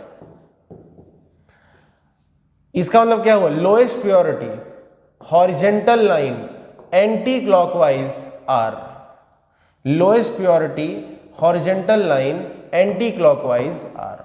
इसका मतलब क्या हुआ? LO का मतलब हुआ लोएस्ट प्रायोरिटी, V का मतलब हुआ vertical line clockwise R, lowest purity dash line clockwise R, lowest purity dash line clockwise R. इसका मतलब क्या हुआ कि अगर गिवन प्रोजेक्शन में लोएस्ट प्योरिटी हॉरिजॉन्टल लाइन पे हो और आप सीआईपी रूल के हिसाब से रोटेशन 1 2 3 कर रहे हैं, इसका मीनिंग अभी समझाऊंगा, तो आपको आर मिलेगा। लोएस्ट प्योरिटी वर्टिकल लाइन पे हो और आप प्रायोरिटी को 1 2 3 प्रायोरिटी को क्लॉकवाइज घुमा रहे हो तो आर मिलेगा। लोएस्ट प्रायोरिटी डैश लाइन पे हो और आप प्रायोरिटी 1 2 3 से क्लॉकवाइज डायरेक्शन में घूम रहे हो तो आपको आर मिलेगा। लोहार लव कर लड़कर, ध्यान रखिएगा, लोहार लव कर लड़कर, ये बहुत इंपॉर्टेंट ट्रिक है। अब क्लॉकवाइज एंटी क्लॉकवाइज करना किसको है? क्लॉकवाइज एंटी क्लॉकवाइज करना किसको है? तो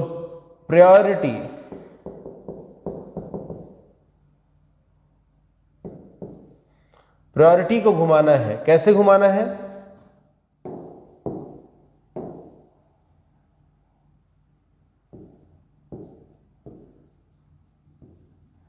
दो पॉसिबिलिटी हो सकता है। प्रायोरिटी 1 2 3 घूम रहा हो क्लॉकवाइज, या फिर प्रायोरिटी 1 2 3 घूम रहा हो एंटी क्लॉकवाइज। प्रायोरिटी 1 2 3 घूम रहा हो क्लॉकवाइज, या फिर प्रायोरिटी 1 2 3 घूम रहा हो एंटी क्लॉकवाइज। प्रायोरिटी को घुमाना होता है। अब मीनिंग समझेंगे तो बहुत अच्छे से आपको एक कहानी समझ में आ जाएगी। जैसे मान लीजिए हमने एक एग्जाम्पल लिया, ध्यान से देखिएगा, ये एग्जाम्पल लिया CHO CH2OH OH H, जरा ध्यान से देखिए, कायरल सेंटर है। प्रायोरिटी लिखते हैं, फर्स्ट एटम यहाँ ऑक्सीजन है, यहाँ कार्बन, यहाँ कार्बन, यहाँ हाइड्रोजन, तो सबसे ज्यादा प्रायोरिटी इसकी, फर्स्ट प्रायोरिटी। CIP रूल है ना, CIP रूल में हमने क्या सीखा था? स्टीरियो सेंटर से डायरेक्टली अटैच्ड फर्स्ट एटम जो होगा उसका एटॉमिक नंबर हाईएस्ट प्रायोरिटी बताएगा। अगर वो सेम हो जाए तो सेकेंड एटम में जाना, वो हम तरीका पहले जानते हैं। उसका देखिए, यहाँ कार्बन फर्स्ट एटम है, यहाँ डबल बॉन्ड ऑक्सीजन है, तो यहाँ तोड़ के क्या लिखोगे? OOH लिखेगो, डबल बॉन्डेड ऑक्सीजन है।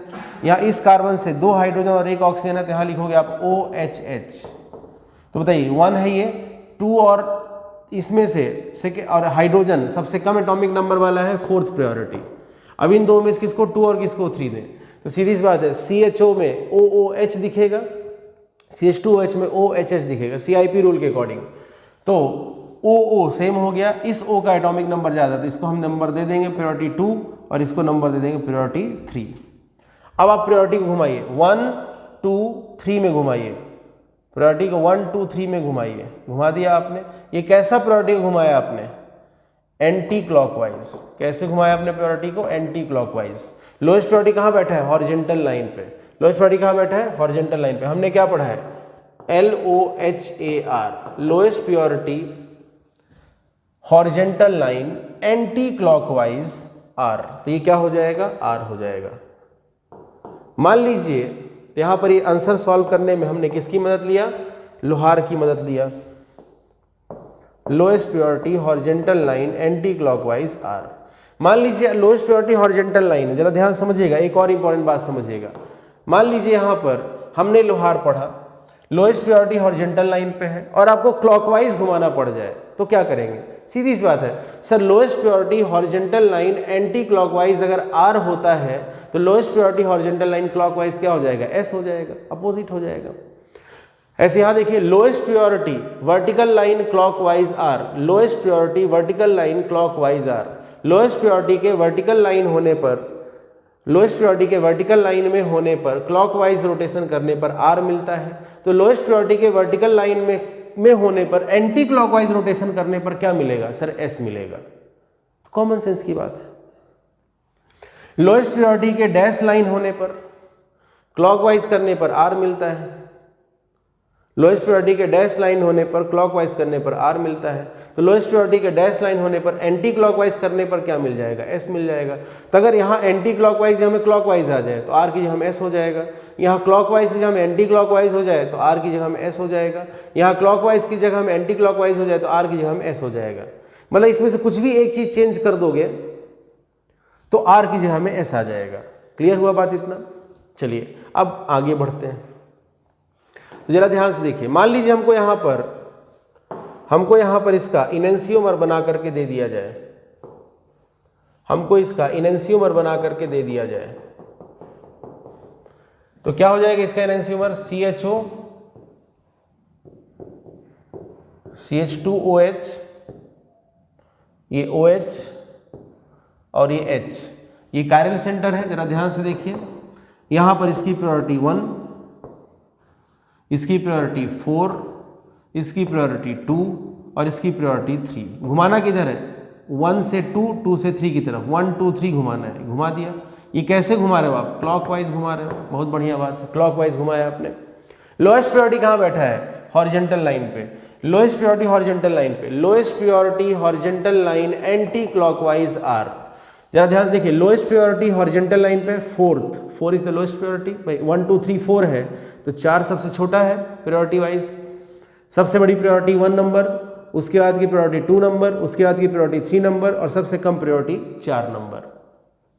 लोएस्ट प्रायोरिटी हॉरिजॉन्टल लाइन पे बैठा है, क्लॉकवाइज घुमाया, तो आप बोलेंगे लोएस्ट प्रायोरिटी हॉरिजॉन्टल लाइन पे हो तो एंटी क्लॉकवाइज घुमाने पर आर होता है, तो क्लॉकवाइज घुमाने पर क्या होगा? एस होगा। तो इसका कन्फिग्रेशन क्या हो जाएगा? एस। ये RS कन्फिग्रेशन लिखने का सिंपल सा तरीका हो गया। अब जरा ध्यान से देखिए, ये इनेंशियोमर्स है, इनेंशियोमर्स है। इनेंशियोमर्स में क्या होगा? अगर एक का कन्फिग्रेशन R है तो दूसरे का कन्फिग्रेशन S होगा। एक का कन्फिग्रेशन R है तो दूसरे का कन्फिग्रेशन S होगा। एक और एग्जांपल ले लेते हैं। जैसे मान लीजिए हमको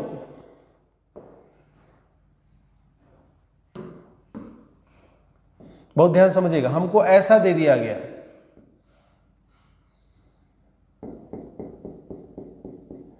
यहां पर लिखा हुआ है मान लीजिए फ्लोरीन, यहां पर लिखा है क्लोरीन, यहां पर लिखा है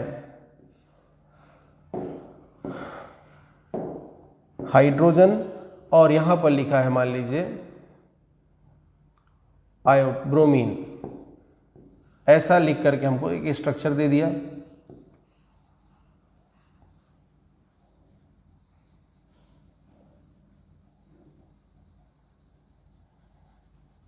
ठीक है, और दूसरा स्ट्रक्चर दिया हमको फ्लोरीन, क्लोरीन,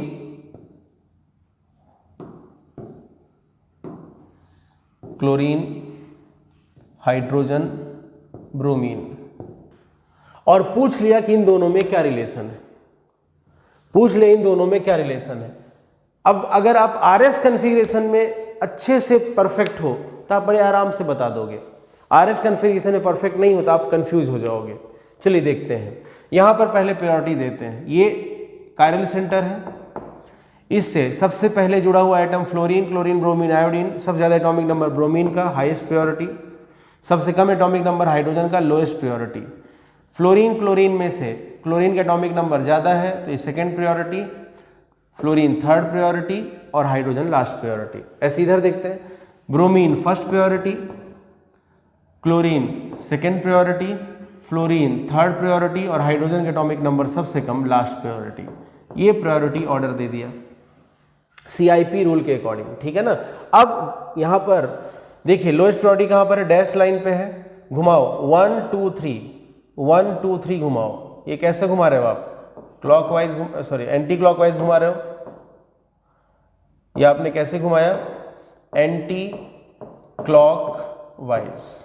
हमने क्या पढ़ा है? Lowest priority dash line clockwise R, लड़कर याद रखिएगा, lowest priority dash line clockwise R. Lowest priority कहां पर है? डैश लाइन पे है। देखिए लोएस्ट प्रायोरिटी कहां पर है? डैश लाइन पर ही है। क्लॉकवाइज घुमाएंगे तो आर आएगा। यहां कैसा घुमाए? Anti clockwise. तो ये क्या हो जाएगा? ये क्या हो जाएगा? एस। ये क्या हो जाएगा? एस। ठीक है, इसको देखते हैं। घुमाइए 1 2 3, 1 2 3, ये घुमा दिया। कैसा घुमाया? एंटी क्लॉकवाइज ही इसको भी घुमाया। अभी लोएस्ट प्रायोरिटी कहां पर है? वर्टिकल लाइन पे। हमने क्या पढ़ा है? लव कर,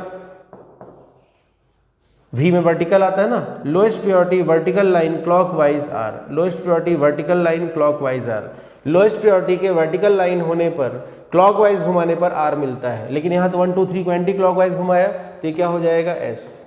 अब जरा ध्यान से देखिए दोनों एस आ गए कि नहीं आ गए, कनेक्टिविटी सेम है, दोनों में आपको कन्फिग्रेशन क्या मिला एस एस मिला, इसका मतलब हम कह सकते हैं कि दोनों आइडेंटिकल हैं, बोथ आर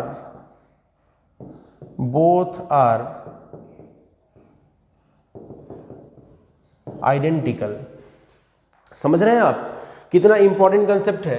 नहीं तो बहुत से लोग क्या करते हैं इस वेज को फिशर में पोजीशन में कन्वर्ट करते हैं, ये सब टाइम वेस्ट करते हैं। अरे कोई जरूरत नहीं, टाइम वेस्ट करने की कोई जरूरत नहीं, लॉजिक लगाइए। अगर मान लीजिए ऐसा मिला एक आर है दूसरा एस है, ये इनेंशियोमर होंगे, दोनों आर हो या दोनों एस हो तो ये क्या हो जाएंगे, आर और आर आइडेंटिकल होंगे, एस और एस आइडेंटिकल होंगे। आर के लिए जब आप दूसरा मिरर इमेज बनाएंगे तो एस मिलना चाहिए, ठीक है ना, क्लियर हुआ बात इतना। यहां दोनों क्या मिल रहे हैं एस एस मिल रहे हैं ना, इसका मतलब कि बोथ आर आइडेंटिकल। क्लियर हुआ बात इतना, ये सिंपल सी कहानी है, कंसेप्ट सीखिए। चलिए और थोड़ा सा एग्जाम्पल को अच्छा करते हैं। जैसे मान लीजिए आपको ऐसा दे दिया गया OH HCHO, पहले अभी एक कायरल सेंटर के केसेस पढ़ते हैं, फिर दो कायरल सेंटर के केसेस भी पढ़ेंगे। पहले एक कायरल सेंटर तो परफेक्ट कर ले, ऐसा दे दिया, ठीक है। दूसरी तरफ यहां पर आपको दे दिया गया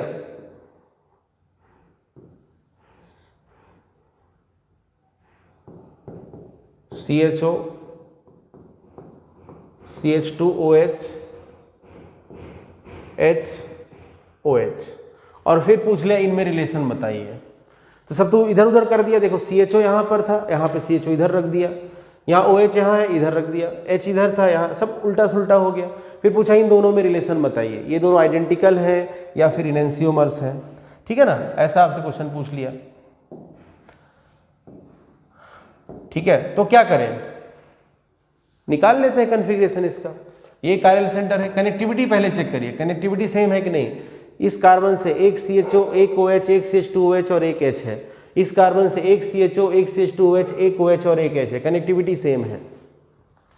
प्रायोरिटी देखते हैं 1, फिर इसकी प्रायोरिटी 2, इसकी प्रायोरिटी 3 और इसकी प्रायोरिटी 4। CIP रूल लगाना जो आप पहले पढ़ चुके हैं।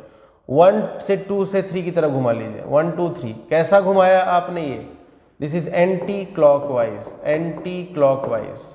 लोएस्ट प्रायोरिटी कहाँ बैठा है, देखिए हॉरिजॉन्टल लाइन पे बैठा है, यहाँ पर देखिए लोहार के पास चले जाएंगे, H horizontal line, lowest priority anti clockwise R, lowest priority horizontal line पे और आपने एंटी क्लॉकवाइज ही घुमाया था, ये क्या हो गया आर हो गया। इधर आ जाते हैं, ये हो गया 1, ये हो गया 2, ये हो गया 3 और ये हो गया 4। कैसे घुमाना है 1 2 3, 1 2 3 घुमाना है, घुमा दिया। ये कैसे घुमाया आपने, एंटी क्लॉकवाइज ही तो घुमाया है, ठीक है। लोएस्ट प्रायोरिटी कहाँ पर है, वर्टिकल लाइन पे, जरा देखिए वर्टिकल लाइन पे किसके पास जाएंगे, लफ्कर। Lowest priority vertical line clockwise R, lowest priority के वर्टिकल लाइन होने पर क्लॉकवाइज घुमाने पर आर मिलता है। लोएस्ट प्रायोरिटी वर्टिकल लाइन पे लेकिन आपने एंटी क्लॉकवाइज घुमाया है तो ये क्या हो जाएगा, उल्टा हो जाएगा, एस हो जाएगा। जरा ध्यान से देखिए, ये आर है और वो दूसरा एस है, ये दोनों क्या होंगे एक दूसरे के, सर ये दोनों एक दूसरे के इनेंशियोमर्स होंगे, ये दोनों एक दूसरे के इनेंशियोमर्स होंगे। ये हो गया। चलिए अब इसको नोट करिए पहले जल्दी से।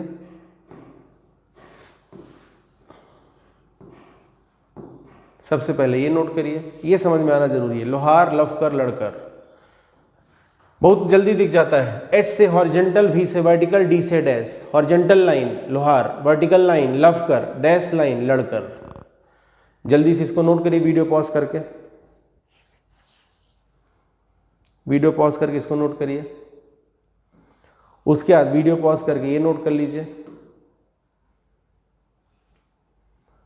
यहां प्रायोरिटी CIP रूल से दिया जा रहा है, ध्यान रखिएगा, ठीक है। फिर उसके बाद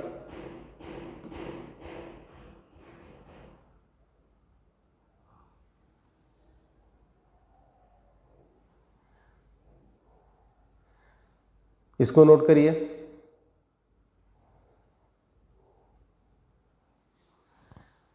अब इसका लास्ट में इसको नोट कर लीजिए,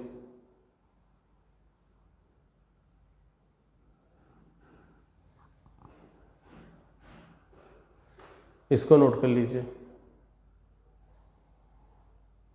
ठीक है, चलिए इसके आगे हम लोग और एग्जाम्पल्स नेक्स्ट लेक्चर में पढ़ेंगे। Thank you.